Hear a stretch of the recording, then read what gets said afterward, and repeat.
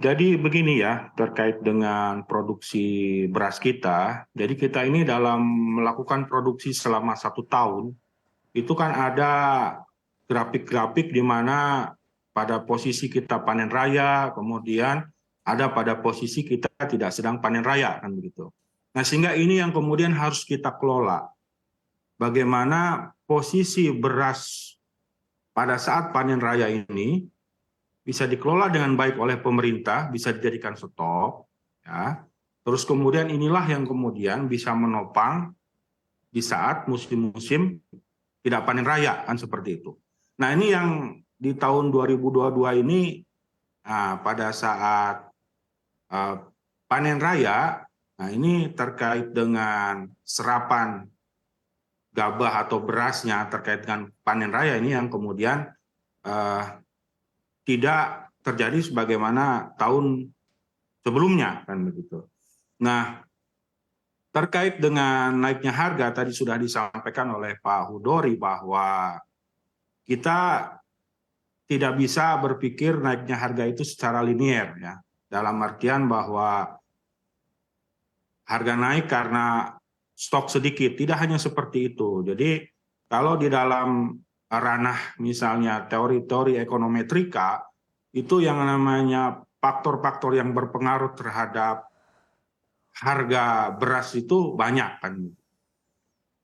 Nah, seperti misalnya terkait dengan tadi ya, naiknya harga BBM, kemudian harga input produksi juga yang naik, terus juga terkait dengan persoalan tempat, lokasi panen di mana, kemudian konsumennya di mana, dan lain sebagainya. Jadi ada banyak faktor yang kemudian berpengaruh terhadap harga ini. Oleh karena itu sebenarnya kami terus mendorong bagaimana upaya kita harus menjaga pada saat panen raya nanti ini itu bisa diserap oleh pemerintah hasil panen petani ini, sehingga kemudian di musim-musim, di bulan-bulan yang kemudian itu tidak surplus, nah itu bisa dimanfaatkan sebagai cadangan pangan pemerintah kita, kan begitu. Sehingga kejadian di tahun 2022 ini tidak akan terulang di tahun 2023. Seperti itu, Mbak Sinta. Baik, Pak Rahmat, lalu terkait dengan kemarin begitu ya, memasuki tahun keempat kinerja Mentan ini dengan memperhatikan program-program kerja yang sudah dilaksanakan hingga saat ini begitu ya. Ini Komisi 4 menilai bahwa pembangunan pertanian ini masih terus menghadapi masalah-masalah yang itu-itu saja atau klasik begitu. Tanggapannya seperti apa, Pak Rahmat?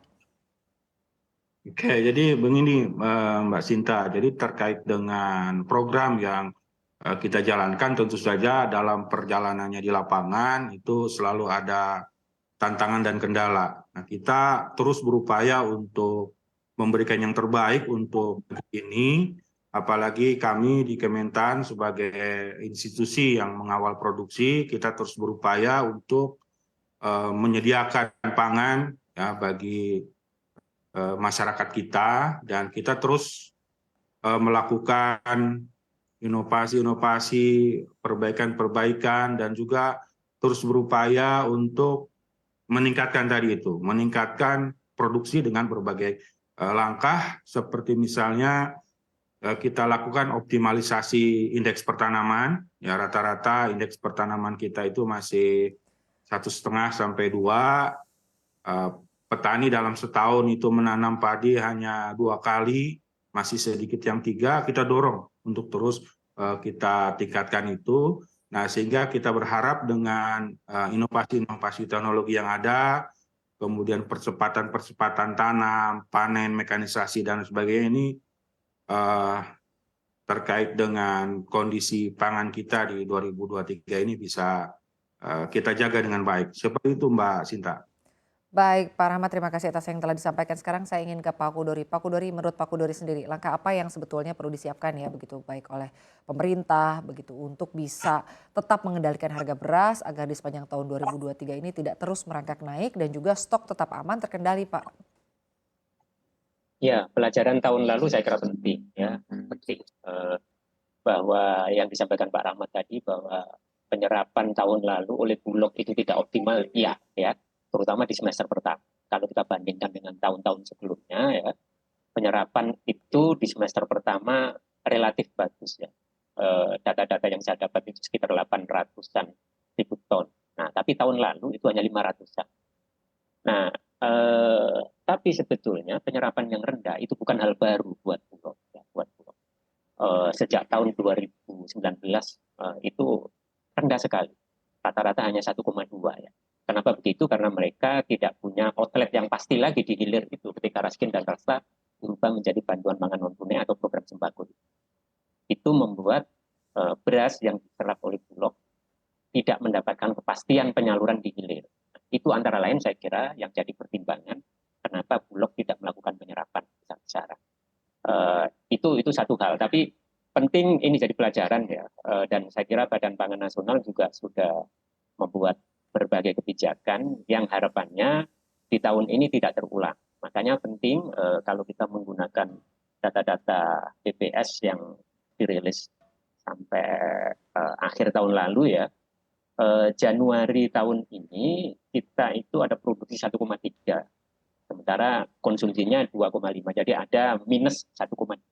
Februari itu ada surplus besar, ada produksi besar 4,3, jadi ada surplus 1,8, dan seterusnya saya kira kalau mengikuti data ini sepertinya panen raya yang diduga agak mundur ya, Maret itu sepertinya maju ya, jadi kira-kira Februari, jadi Februari, Maret, April, Mei itu bahkan mungkin sampai Juni itu akan terjadi panen besar. Dan disinilah saya kira penting kita semua, termasuk Badan Pangan, ya, Kementerian Pertanian juga, untuk mendorong Bulog itu melakukan penyerapan besar-besaran. Cuman memang sampai hari ini, Mbak Cinta, yang perlu diketahui bahwa Badan Pangan Nasional itu belum menetapkan HPP-nya berapa, ya. Harga pembelian pemerintah untuk badan beras itu berapa. Yang itu nanti akan jadi pedoman operasional Bulog untuk melakukan penyerapan. Ini penting saya kira untuk segera ditetapkan supaya kita tidak menunggu-nunggu ya. Dan